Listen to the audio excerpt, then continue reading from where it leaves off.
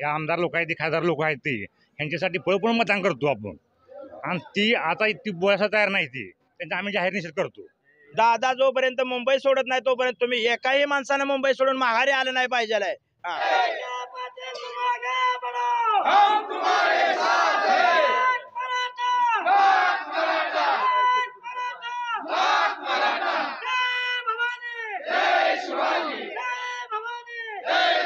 जय शिवराय. आजच्या बैठकीमध्ये सर्व ग्रामस्थांनी सगळ्यांनी मिळून ठरवलं की आपण सगळ्यांनी मिळून जायचं आणि सर्वांची वाहनं आम्ही फोर व्हीलर सगळ्या गावातल्या सगळ्यांनी काढलेल्या आहेत आणि 2 आयशार करून जी सामान्य माणसं आहे ती त्यांना बी आमच्या बरोबर घेऊन जाणार आहे असं सर्व ग्रामस्थांनी आमच्या एकमतानं ठरलेलं आहे. आणि जेवढा जो खर्च येईल तेवढा सगळे ग्रामस्थ आम्ही पुढे गेल्यानंतर आमची गावाली सगळी जी आहे ती जी जाणती माणसं आहेत ती सगळा आम्हाला खर्च देणार आहेत पाठीमागून. आणि जोपर्यंत मनोजदादा जरांगे पाटील उठणार नाही तोपर्यंत आम्हाला त्यांनी सांगितलेलं आहे की तुम्ही तिथनं दादा जोपर्यंत मुंबई सोडत नाही तोपर्यंत तुम्ही एकाही माणसानं मुंबई सोडून माघारी आलं नाही पाहिजे. मागच्या वेळेस वाशीतून माघारी पाठवलंय सरकारने, म्हणजे खोटं आश्वासन दिलंय असा आरोप केलाय. सध्याची परिस्थिती कशी असेल? तसं बघितलं तर शासनाने गेल्या वेळेस एवढा मराठा समाजा एवढं मोहाप असताना सुद्धा आम्हाला शासनाने तसं नियमानं फसवलेलंच आहे. जार काढून आम्हाला दाखवून दिला आणि त्याची अंमलबजावणी काही शासनाने केलेली नाही. त्यामुळे जरांगे पाटलांनी ह्यावेळेस सांगितले, समाज त्यावेळेसच म्हणतो त्या पाटलांना की हे असंही करतील, पण जरांगे पाटलांनी शब्द दिला समाजाला की तुम्ही थांबा, ह्यांनी शब्द दिला आहे आपल्याला, त्यांनी जार काढलेला आहे त्यामुळे ते आपली अंमलबजावणी करतील. पण त्यांनी समाजाची बी फसवणूक केली आणि जरांगे पाटलाची बी फसवणूक केलेली आहे. आणि यावेळेस जरांगे पाटलांनी स्पष्ट सांगितलेलं आहे की ह्यावेळेस मी काय सांगणार नाही, माझा समाज म्हणाल त्याला आम्ही बांधलेला आहे. समाज जर मानला तुम्ही जोपर्यंत माघारी जायचं म्हणत नाही तोपर्यंत समाजाचंच ऐकणार म्हणलेलं आहे. त्यामुळे दादानी सांगितलंय की समाज म्हणाल तीच माझं खरं. आता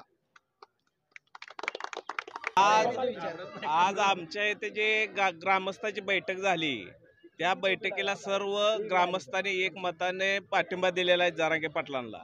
आणि त्यांच्या अनुषंगाने आम्ही ज्या दिवशी आमची एकजूट झाली जी मुंबईला निघण्याची त्याच्या उद्यापासून आम्ही एकमतानं मिळून सगळे आम्ही मुंबईला निघणार आहे. एक मराठा गाडी घेत आहे. सध्या तरुणांचा कसा सहभाग असेल? सध्या इथे तर बैठकीला कमी संख्या दिसते. ज्यांना गरज आहे, शालेय विद्यार्थी नोकऱ्या लागणार आहेत ते दिसत नाही. काही तरुण शाळेला गेलेले आहेत, काही तरुण शेतामध्ये काम करतात, परंतु राजनीतील तरुण हे मोठ्या संख्येने मुंबईला येण्यास तयार आहेत. कारण आपण बघतोय सोशल मीडियावर असेल किंवा रस्त्यावरची लढाई असेल तर राजनीतील सर्व तरुण यामध्ये सहभागी होतील असं आम्हाला प्रत्येक गावकऱ्याला या ठिकाणी वाटत आहे. त्यामुळे आमच्या गावकऱ्यांनी सर्वांनी एकच विचार केला आहे की आपण सर्वजण मिळून रांजणी गावातील सर्व ग्रामस्थ किंवा सर्व समाजातील लोकांनी या ठिकाणी मराठा समाजाच्या आरक्षणासाठी पाठिंबा दिलेला आहे. त्यामुळे सर्वजण मिळून आम्ही उद्या सकाळी 10 वाजता 25 ते 30 गाड्या घेऊन या ठिकाणी रांजणीतून निघणार आहोत. आणि मुंबईला जोपर्यंत आरक्षण मिळणार नाही तोपर्यंत परत येणार नाही, हीच सर्वांनी रांजणी ग्रामस्थांनी एक वज्रमूठ बांधलेली आहे. ओके. लोकसभा विधानसभेच्या उंबरे शिजवणारे राजकीय मंडळी सध्या सक्रिय दिसत नाही, काय वाटतं? काय त्यांना त्यांच्या राजकीय पक्षाचा दबाव आहे. म्हणजे मराठी आमदार आहेत ते आता उघडपणे कोण बोलत नाहीत. बघू आता आपणाला किती मुंबईत गेल्यानंतर ती सहकार्य करतात ते आता आपण मुंबईला गेल्यावर समजेल. पण आपण मोठ्या संख्येनं सर्वांनी मिळून उद्या मुंबईला जायचं आहे. आपल्या गावापुरतं आपण बघूयाल. उद्या गावातनं आपल्या 10-15 प्रत्येकाची गाडी आहे, ती प्रत्येकजण गाडी घेऊन येणार आहे. आणि प्रत्येक गाडी आणि सरपंचांना आयशेअर दिला आहे, त्यामुळं कमीत कमी 150 पोरं उद्या रांजणीतून निघतील. आंदोलनाची सुरुवात होते, उद्या आंदोलन शांततेत होण्यासाठी काय सूचना देतात, काय सांगतात? आपल्याला जरांगे पाटलांनी सुरुवातीपासूनच शांततेचा संदेश दिलाय. कुठलाही असंहितेचा मार्ग स्वीकारायचा नाही, शांततेत जायचा आहे आणि शांततेतच माघारी यायचा आहे. जरांगे पाटील सांगेल त्या पद्धतीनेच आपले रांजणीचे बी ग्रामस्थ नियमांचं पालन करतील, शांततेत जातील आणि शांततेतच गावाकडे येतील. नेमक्या प्रमुख मागण्या काय आहेत? मराठा आरक्षणासोबत आणखी कोणत्या मागण्या? नेमक्या मागण्या पहिल्यापासून आता सगळ्या आपण महाराष्ट्रात पाठ झाले त्या. सगळ्या नागरिकाच्या मराठ्या तर पाठ झाले त्या झाल्या, त्या सगळी स्वराज्याची अंमलबजावणी करायची आहे. मराठा कुणबी एकच आहे ही सगळं सांगायचं आहे. अजून गॅजेटेड हैदराबाद गॅजेट असेल, बॉम्बे गॅजेट असेल, या गॅजेटचे अधिसूचना काढून लागू करायचे आहेत. ही सगळ्या तुमच्याही पाठ झाले, त्या सगळ्या महाराष्ट्राच्या पाठ झाल्या. 3-3दा जरांगे पाटील सांगून सांगून दमलेत. राजकीय नेत्यांना काय आव्हान?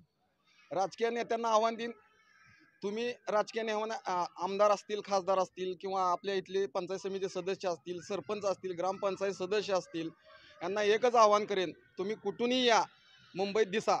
नाही दिसला की तुमचा सुपडा साप आहे पुढच्या वेळेस, असं जरांगे पाटलांनी सांगितलं. त्याची अंमलबजावणी पूर्ण रांजणकर करतील याची मला पूर्ण खात्री आहे. ठिकाणी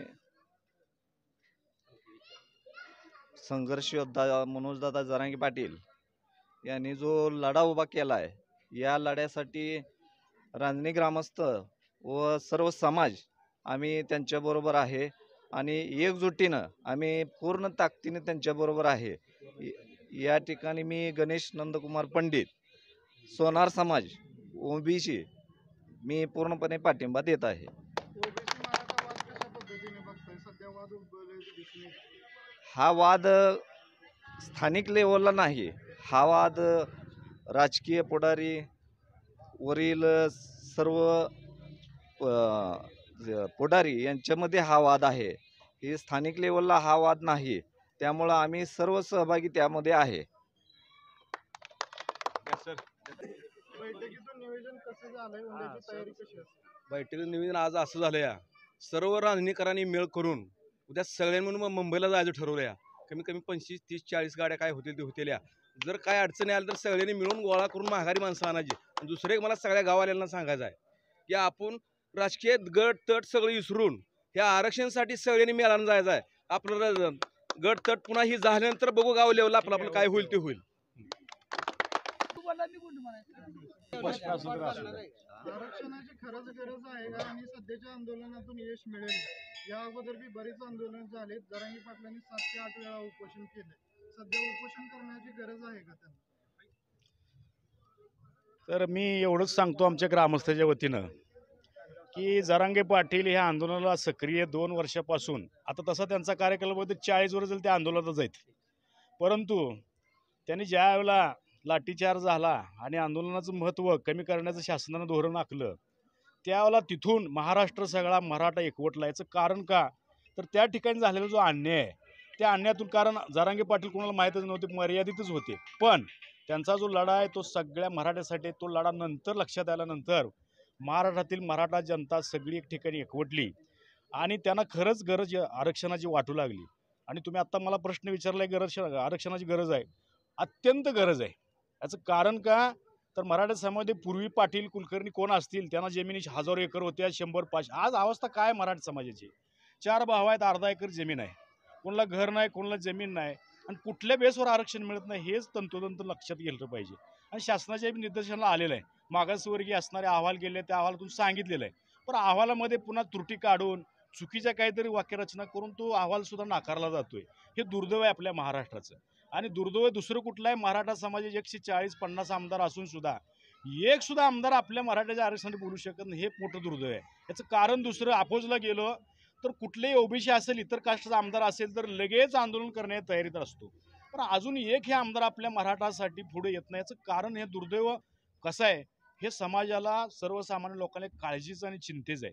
याची जर दिशा अशीच राहिली तर आपला मराठा बांधव महाराष्ट्र, आपण म्हणतो की मराठ्यांचा महाराष्ट्र, याचा अर्थ म्हणजे मराठा जात नाही, मराठा सगळा असणारे ओबीसी 18 पगड जाती यांचा महाराष्ट्र उद्या भविष्यात राहतो की नाही ही चिंता लागलेली आहे. याच्यासाठी आरक्षणाची गरज आहे. सकल मराठा समाजाचा जो आता आरक्षणाचा मुद्दा आहे, तो सर्व मराठ्यांनी एकत्रित येऊन एकसंघ राहून आमच्या सगळ्या लढ्याला पाठिंबा दिलेला आहे. कोण ओबीसी असेल, कोण कुठल्या, हा विषय तो नाही.